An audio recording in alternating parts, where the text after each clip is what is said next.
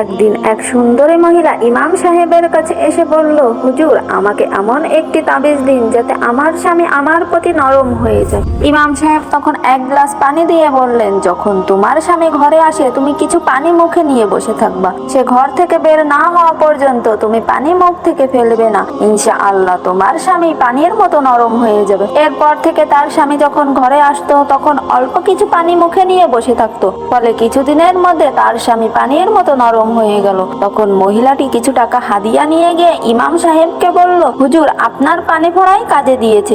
আমার স্বামী এখন আর আমার সাথে খারাপ ব্যবহার করে না। ইমাম সাহেব তখন মুচকি হেসে বলল, আমি পানিতে ঝাড়ফুঁক কিছুই করিনি। তোমার আচরণ দেখে আমি বুঝেছিলাম তুমি তোমার স্বামীর সাথে রুক্ষ ভাষা প্রয়োগ করো, ফলে তোমার স্বামীও তোমার সাথে কঠোর ব্যবহার করে। আমি তোমার মুখ বন্ধ করার জন্য এ কৌশল ব্যবহার করেছিলাম। তাও এখন থেকে আর স্বামীর সাথে রুক্ষ ভাষায় কথা বলবে না।